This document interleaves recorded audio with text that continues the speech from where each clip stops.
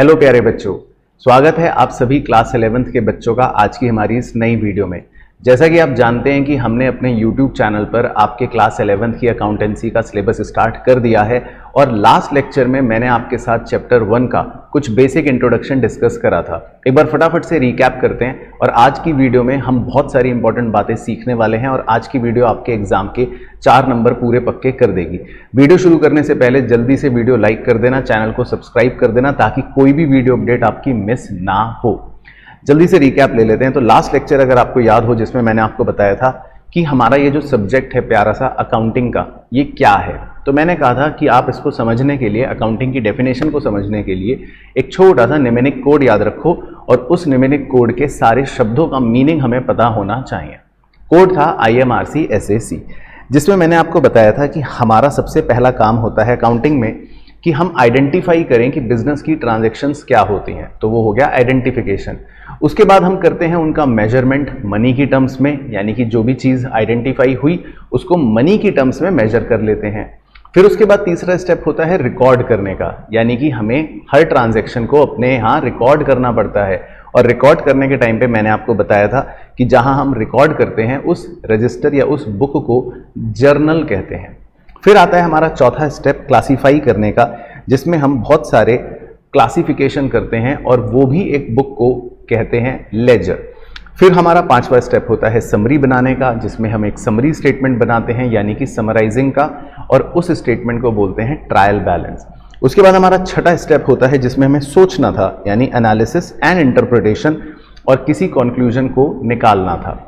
और सातवां और आखिरी स्टेप था जिसमें हमें अपने यूजर्स को कम्युनिकेट करना था, यानी कि कम्युनिकेटिंग टू यूजर।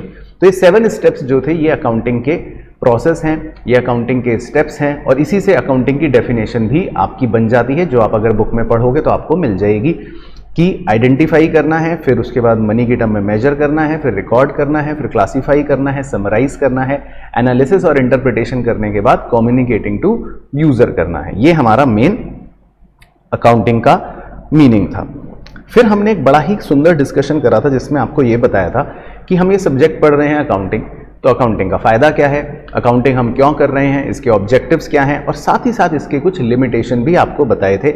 जैसा कि आप इधर देख रहे होंगे, यहाँ पर आपको ऑब्जेक्टिव और एडवांटेज तो नज़र आ रहे हैं। कुछ फायदे हैं कि हम बिजनेस में रिकॉर्ड मेंटेन कर पाते हैं, हमें बिजनेस का प्रॉफिट या लॉस का पता लग जाता है, हमें बिजनेस की फाइनेंशियल पोजीशन का पता लग जाता है, साथ ही साथ मैनेजमेंट की डिसीजन मेकिंग में हेल्प हो जाती है।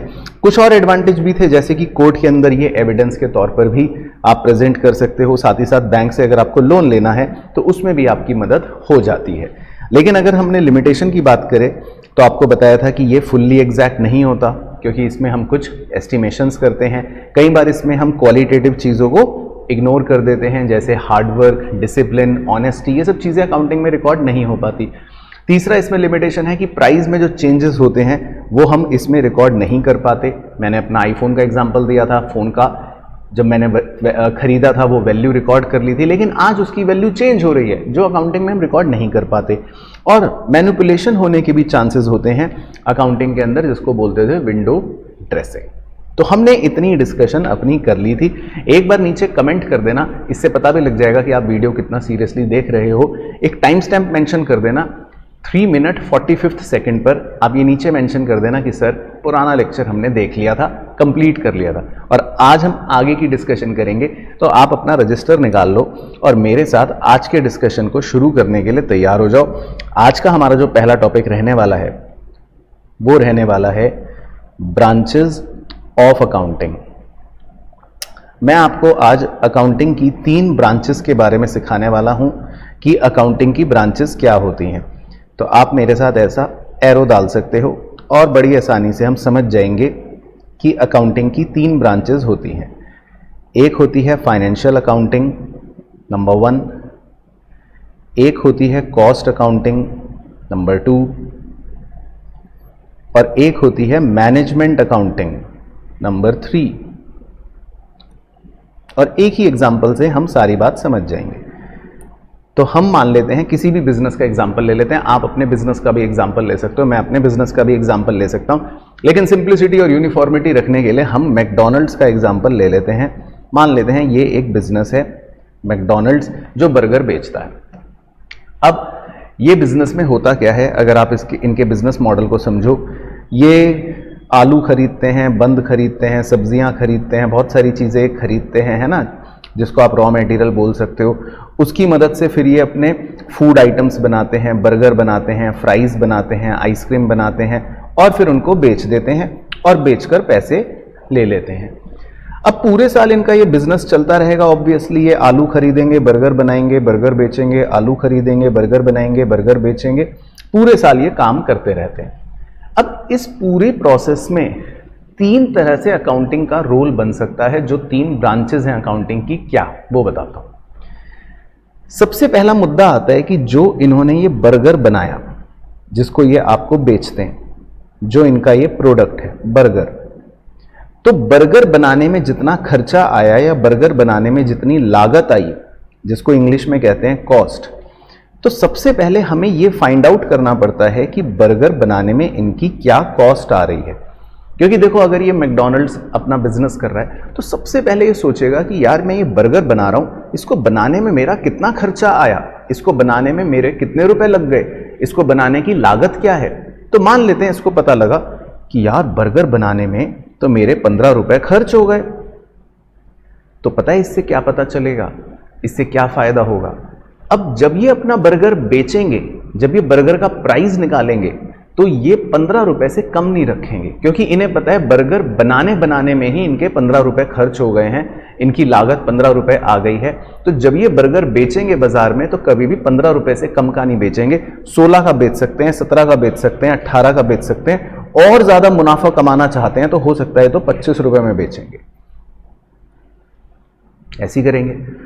तो जब कोई भी बिजनेस अपने प्रोडक्ट की कॉस्ट को पता लगाता है, कॉस्ट मतलब हो गया लागत को पता लगाता है, और फिर उस हिसाब से उस प्रोडक्ट के प्राइस का डिसीजन बनाता है, तो इस तरह की अकाउंटिंग को हम कॉस्ट अकाउंटिंग कहते हैं। तो ये जो पोर्शन आपको समझाया, this portion is known as cost accounting. तो कॉस्ट अकाउंटिंग में आप हल्का सा डैश डाल के लिख लेना कि इसमें मेन मुद्दा क्या होता है। हम असरटेन करते हैं, असरटेन मतलब फाइंड आउट करते हैं, ascertain the cost of product. हम प्रोडक्ट की कॉस्ट का पता लगाते हैं, एंड प्राइस, उसके प्राइस का पता लगा लेते हैं या प्राइस डिसाइड कर लेते हैं कि कितना प्राइस रखें ताकि हम नुकसान में ना हो। तो इस अकाउंटिंग को बोलते हैं कॉस्ट अकाउंटिंग। अच्छा, अब सर ये तो मैकडॉनल्ड्स वाले पूरे साल इस तरह से बर्गर बेचते रहेंगे, आइसक्रीम बेचते रहेंगे, सामान खरीदते रहेंगे, बिल्कुल सही बात है, तो काम करते रहते हैं। रोज आप इनके पास जाओगे तो आप देखोगे तो रोज ग्राहक आता है, रोज बर्गर बेचते रहते हैं, काम चलता रहता है। अब पूरे साल काम चलने के बाद, पूरे साल काम करने के बाद इन्हें अल्टीमेटली ये तो पता लगाना ही पड़ता है ना कि हमें इस बिजनेस में प्रॉफिट हुआ कि लॉस हुआ, फायदा हुआ कि नुकसान हुआ। और हर बिजनेसमैन करता है। आपके घर में भी अगर कोई बिजनेस करता होगा तो आपके भी पापा या आपकी भी मम्मी सोचते होंगे या करते होंगे, उनसे पूछना कि इस साल हमें बिजनेस में कितना फायदा हुआ या इस साल हमें कितना नुकसान हुआ, ये फाइंड आउट करते हैं। तो जब भी अकाउंटिंग का पर्पस होता है बिजनेस का प्रॉफिट या लॉस फाइंड आउट करना, तब हम उस अकाउंटिंग को बोलते हैं फाइनेंशियल अकाउंटिंग। और आपको एक मजेदार बात बताता हूं, आपके पास अगर अपनी क्लास 11th की बुक हो अभी, है ना, कोई भी बुक आप रेफर कर रहे होंगे स्कूल में, उसके कवर पेज पर देखना आपको नजर आएगा फाइनेंशियल अकाउंटिंग, ऐसा लिखा होगा, क्योंकि क्लास 11th में आपको यही सिखाया जाता है। क्लास 11th का जो लास्ट चैप्टर है, जब आप उस पर पहुंचोगे तो उसमें आपको यही पता चलता है कि कैसे बिजनेस का प्रॉफिट या लॉस पता लगेगा, है ना। तो जब भी बिजनेस का हम प्रॉफिट या लॉस फाइंड आउट कर रहे होते हैं, उसको बोलते हैं फाइनेंशियल अकाउंटिंग। तो फाइनेंशियल अकाउंटिंग में डैश डाल के लिख लो कि भाई इसका क्या पर्पस होता है, टू फाइंड आउट प्रॉफिट या लॉस ऑफ द बिजनेस। तो इसका मेन पर्पस है कि हम किसी भी बिजनेस का प्रॉफिट या लॉस निकालें। तो जब भी हम किसी भी बिजनेस का प्रॉफिट या लॉस पता लगाते हैं, उस अकाउंटिंग को क्या बोल देते हैं, फाइनेंशियल अकाउंटिंग। अब तीसरी जो आखिरी अकाउंटिंग होती है ब्रांच, उसको बोलते तो है मैनेजमेंट अकाउंटिंग। अब ये बड़ा सिंपल है, क्योंकि ये हमने जब एक एडवांटेज आपको लिखवाया था, ये देखो चौथा वाला हाथ का निशान बना रहा हूं कि अकाउंटिंग का ऑब्जेक्टिव क्या होता है, अकाउंटिंग का एडवांटेज क्या होता है। तो अकाउंटिंग का हमने एक एडवांटेज लिखा था कि it facilitates the management in decision making, मतलब कि ये मैनेजमेंट की हेल्प करता है। तो देखो यहां पर एक शब्द क्या आ रहा है, मैनेजमेंट। तो जब अकाउंटिंग मैनेजमेंट की हेल्प करता है ना, क्योंकि देखो मैनेजमेंट को अलग अलग डिसीजंस तो लेने ही पड़ते हैं। जैसे मैं अगर अपना एग्जांपल लूं, मेरे को अभी लास्ट मंथ एक प्रोजेक्टर खरीदना था, तो मैंने पूछा अपनी टीम से, मैंने कहा यार कौन सा प्रोजेक्टर लेना है, कितने का आ रहा है, खरीदे कि नहीं खरीदे। तो उन्होंने भी बहुत सारी चीज़ें देखी, रिकॉर्ड में से देखा कि सर ये तो इतना महंगा है, ये वाला मत लो, इसमें तो नुकसान हो जाएगा। तो फिर काफ़ी हेल्प हुई हमें अकाउंटिंग से प्रोजेक्टर का डिसीजन लेने में। तो मैनेजमेंट की हेल्प हो जाती है अकाउंटिंग से भी डिसीजन मेकिंग करने में। तो जब भी मैनेजमेंट की हेल्प हो रही है अकाउंटिंग करते समय, तो बस उस अकाउंटिंग को बोल देते हैं मैनेजमेंट अकाउंटिंग। तो मैनेजमेंट अकाउंटिंग में आप डैश डाल के लिख सकते हो कि भाई इसका पर्पस क्या है ये management accounting. It helps the management in decision making. तो अगर अकाउंटिंग मैनेजमेंट की हेल्प कर रहा है डिसीजन मेकिंग में, तो हम उसको कह देते हैं मैनेजमेंट अकाउंटिंग। तो बस, तो 3 मेन ब्रांचेस होती हैं अकाउंटिंग की। कीवर्ड्स याद रखो, फाइनेंशियल अकाउंटिंग बोले तो जिसमें प्रॉफिट लॉस पता लगाते हैं, कॉस्ट अकाउंटिंग बोले तो जिसमें प्रोडक्ट की कॉस्ट का पता लगाते हैं, उसके प्राइस का पता लगाते हैं, और मैनेजमेंट अकाउंटिंग में तो कीवर्ड ही मैनेजमेंट है, उसी से लर्न हो जाएगा कि जो अकाउंटिंग मैनेजमेंट की हेल्प करता है डिसीजन मेकिंग में, उसको बोल देते हैं मैनेजमेंट अकाउंटिंग। हो सकता है कुछ बुक्स में 2 तरह की अकाउंटिंग और होती है, एक सोशल रिपोर्टिंग अकाउंटिंग है, ह्यूमन रिसोर्स अकाउंटिंग, लेकिन वो क्योंकि ज़्यादा ही मॉडर्न टॉपिक्स हैं जिन पर अभी हमारे सिलेबस में ज़्यादा डेप्थ नहीं है, तो इसलिए मैंने वो कवर नहीं करी। कुछ बुक्स में वो आपको मिलेंगे भी नहीं, तो वो अगर आपको स्कूल में करवाएंगे तो जस्ट एक बार रीड कर लेना, नहीं तो वो करने की आवश्यकता नहीं है। तो मेनली ये हमारी होती हैं 3 मेन ब्रांचेज ऑफ अकाउंटिंग। चलो, अब नए पेज पे एक ऐसा टॉपिक डालेंगे जिसका एग्जाम में क्वेश्चन आएगा ही आएगा। क्या है ये क्वेश्चन? इस टॉपिक को बोलते हैं बुक कीपिंग वर्सेस अकाउंटिंग। तो देखो क्या फर्क है दोनों में, तो ऐसा समझ लेते हैं, एक फनी एग्जांपल से समझा देता हूं। बुक कीपिंग भी एक प्रोसेस है वैसे तो, और अकाउंटिंग भी एक प्रोसेस है ना। अब आपने अकाउंटिंग जो प्रोसेस होता है उसका पूरा एक कोड लर्न करा था, IMRC है ना, ऐसा कोड था। तो अगर मान लो हम खाली IMRC करते हैं, दैट्स इट, ठीक है, हम समराइजिंग नहीं कर रहे, हम एनालिसिस नहीं कर रहे, हम इंटरप्रिटेशन नहीं कर रहे, हम कम्युनिकेटिंग नहीं कर रहे, हम खाली बस 4 स्टेप लगा रहे हैं क्योंकि ये आसान होते हैं। देखो, आइडेंटिफाई करना आसान है, मेजरमेंट करना आसान है, रिकॉर्ड और क्लासीफाई करने तक आसान होता है, लेकिन किसी चीज की समरी बनाना, फिर उसके बाद एनालिसिस करना, सोचना, तो उसके लिए तो दिमाग चाहिए।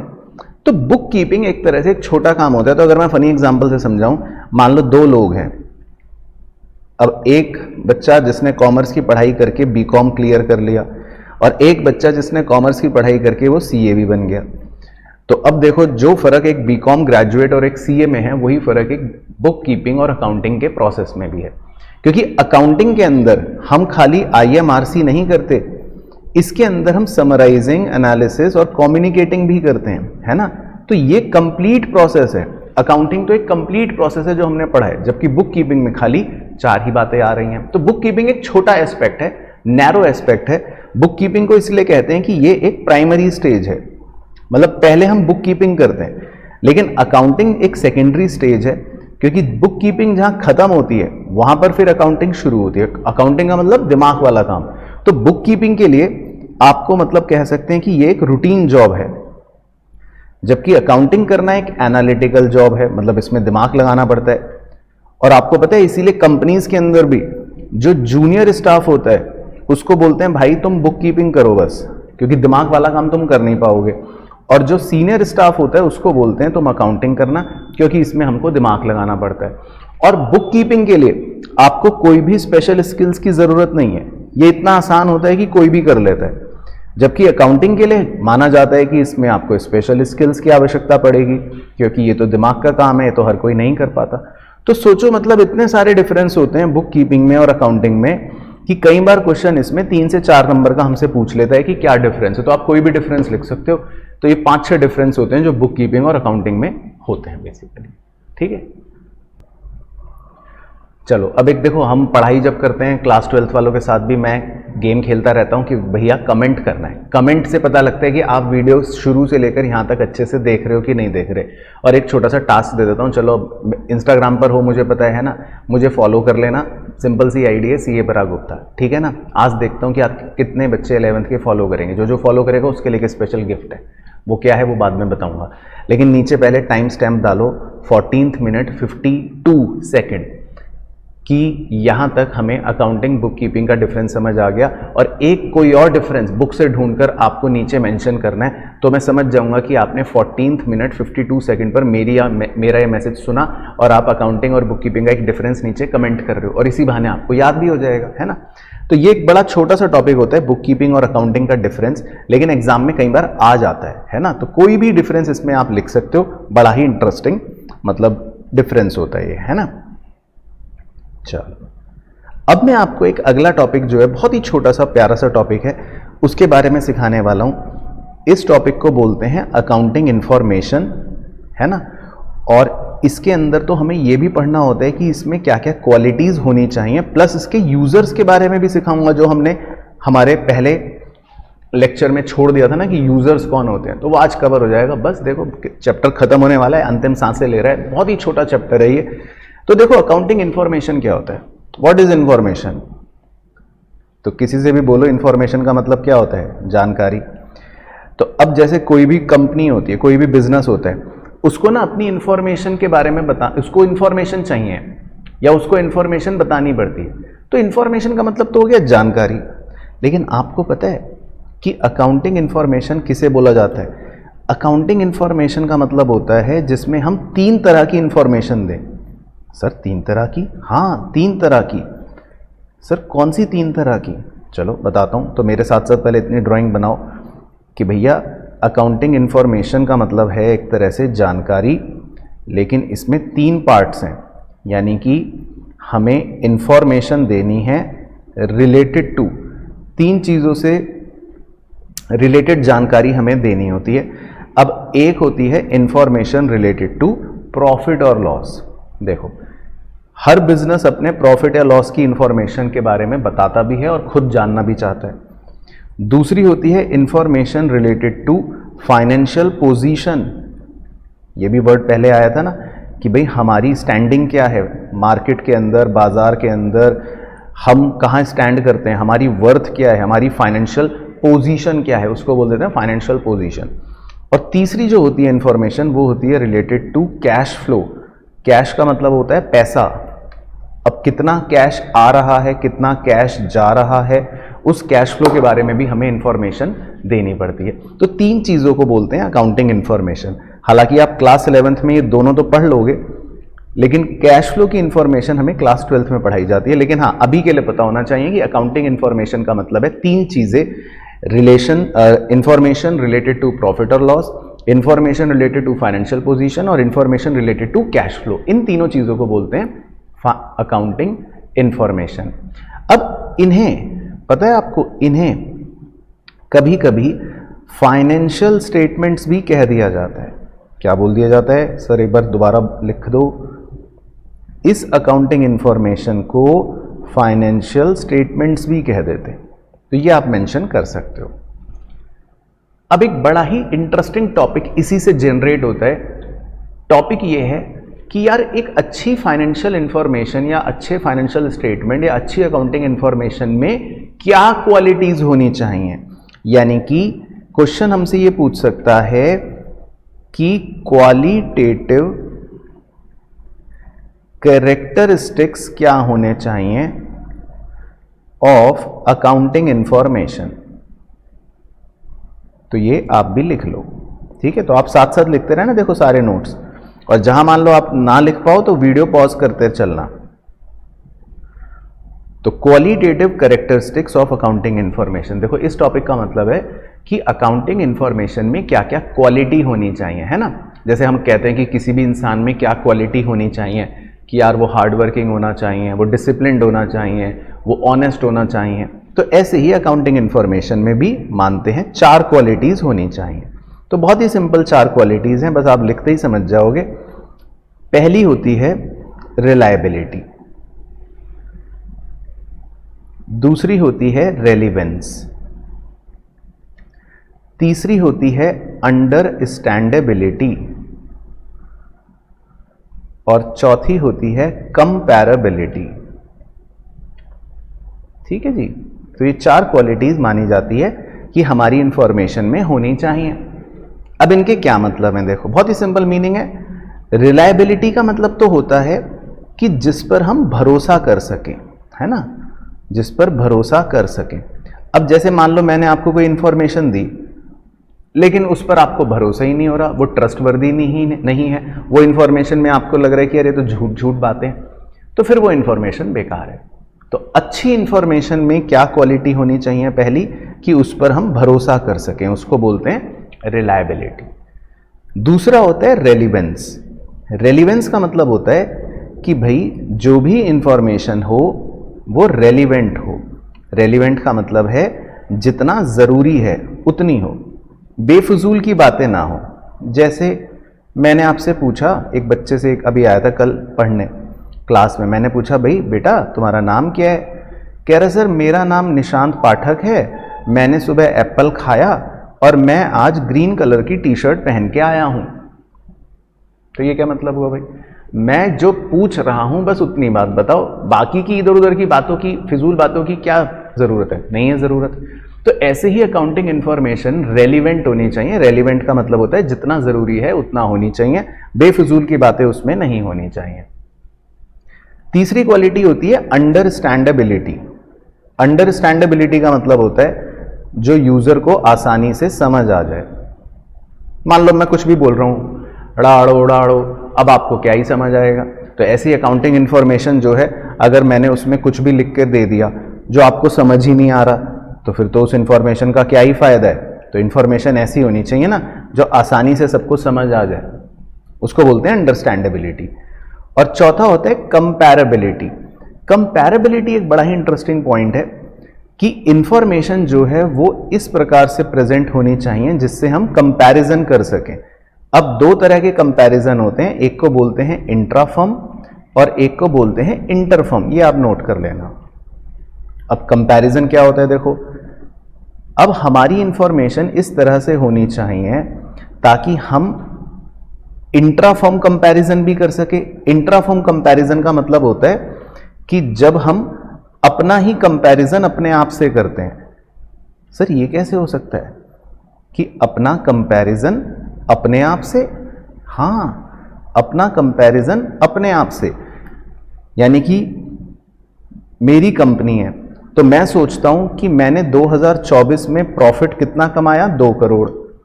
फिर मैं कंपेयर करता हूं कि मैंने 2025 में प्रॉफिट कितना कमाया? 3 करोड़। तो मैं अपना कंपैरिजन अपने आप से ही कर रहा हूं।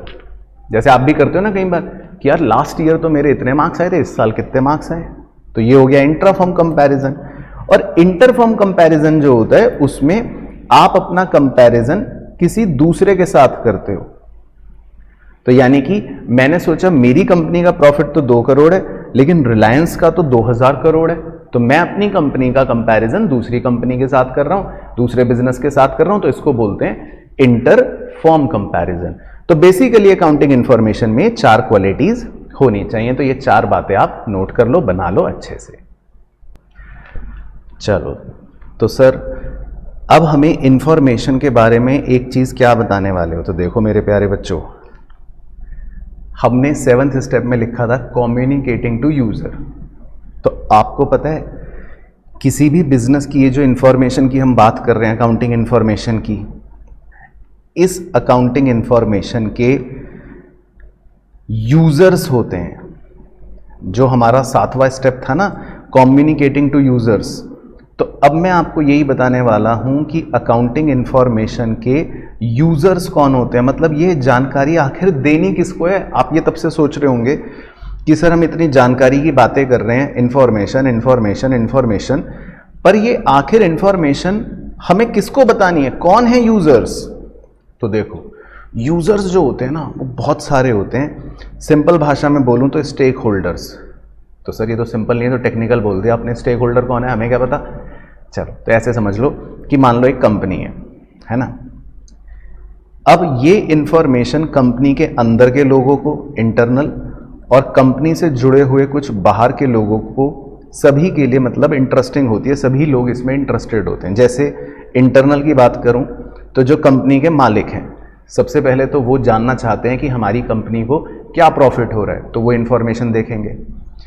इसी तरह जो कंपनी का मैनेजमेंट है, मैनेजर्स हैं जिन्हें डिसीजंस लेने हैं अलग अलग, वो भी सोचेंगे कि यार कंपनी की इंफॉर्मेशन क्या है, ताकि कुछ हम देखें क्या हो रहा है और डिसीजन लें।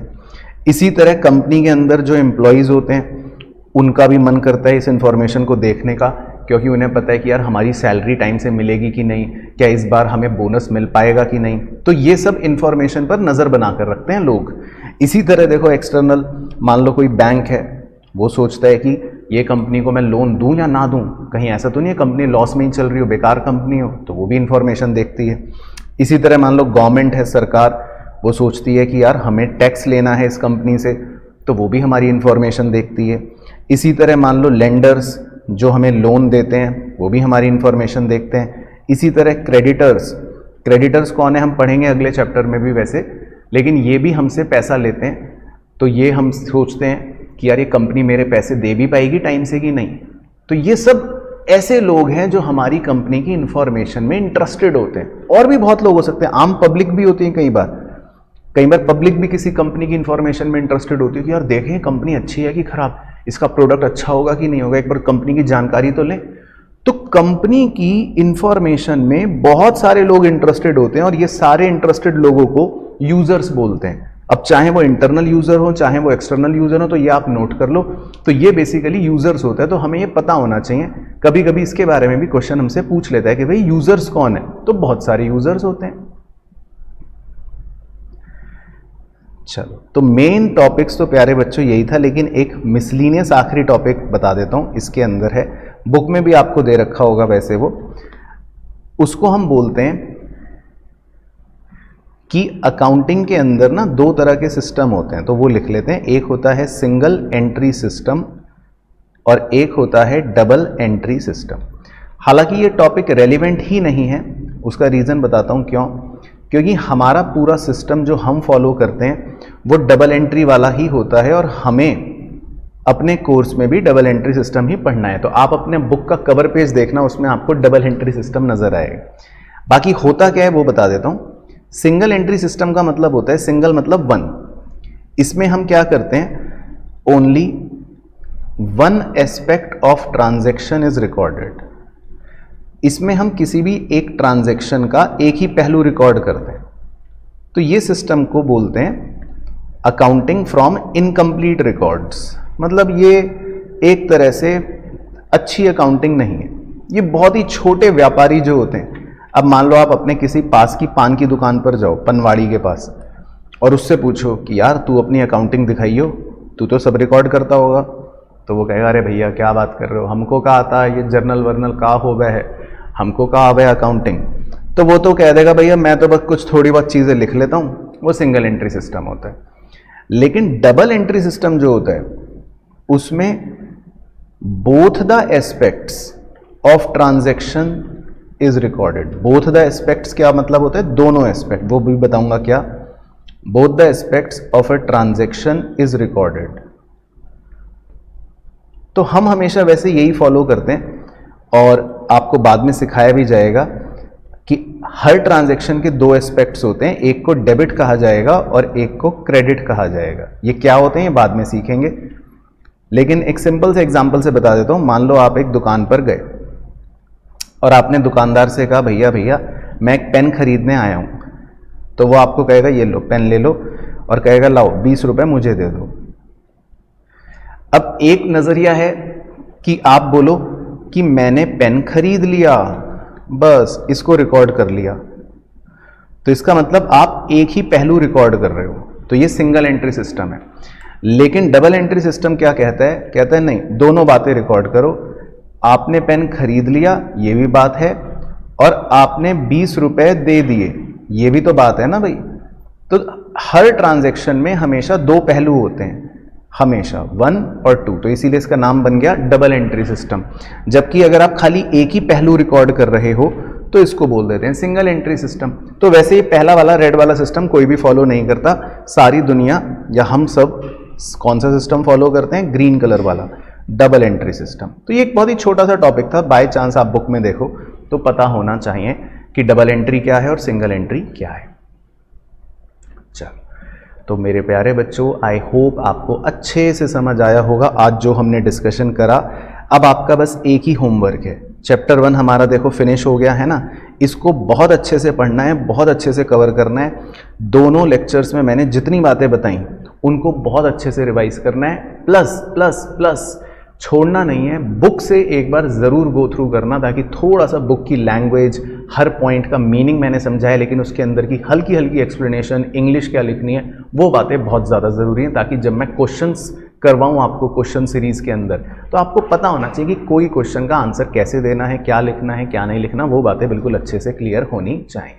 चलो, तो आई होप आज का लेक्चर समझ आया होगा आपको।